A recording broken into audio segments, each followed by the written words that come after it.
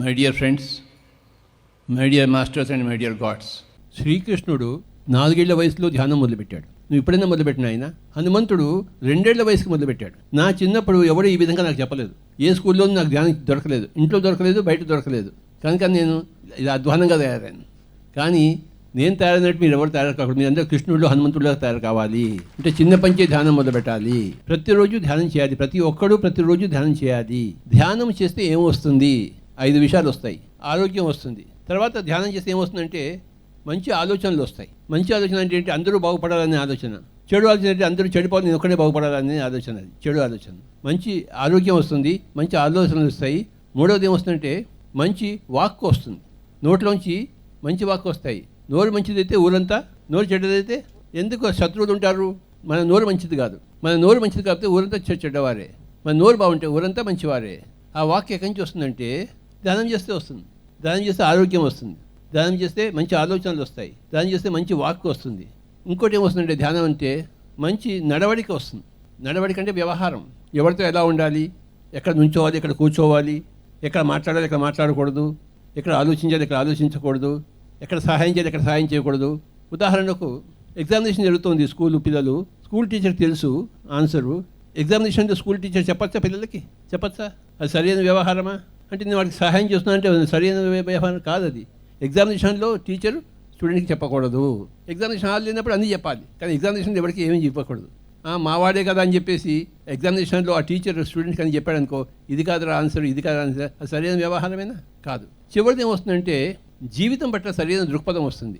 అంటే ఎన్నో కష్టాలు పడుతున్నాడు అనుకోండి, వాడు ఏం చేస్తాడంటే జీవితం పట్ల సరైన దృక్పథం లేకపోతే వాడు ఆత్మహత్య చేసుకుంటాడు. ఆత్మహత్య చేసుకోవచ్చా? ఆత్మహత్య మహాపాపం.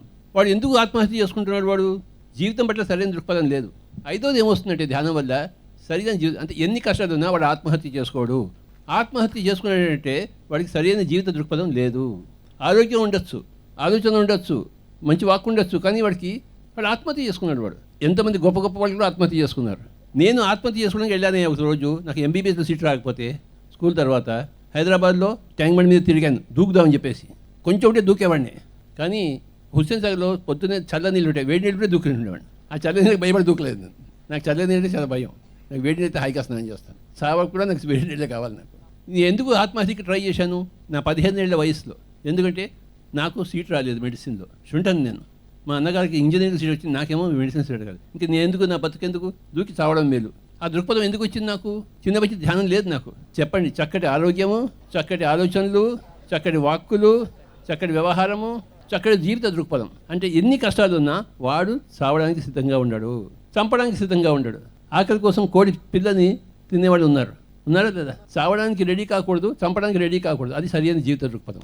అన్ని కష్టాలు అనుభవిస్తున్నాడు, ప్రపంచంలో ఎవరికి లేని కష్టాలను అనుభవిస్తున్నాడు. అయినా వాడు ఆత్మహత్య చేసుకోవచ్చా?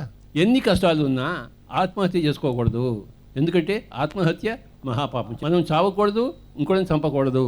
ఇది సరైన జీవిత దృక్పథం. అది వస్తుంది ధ్యానం వల్ల. ఏమిటి సరైన జీవిత దృక్పథం అంటే?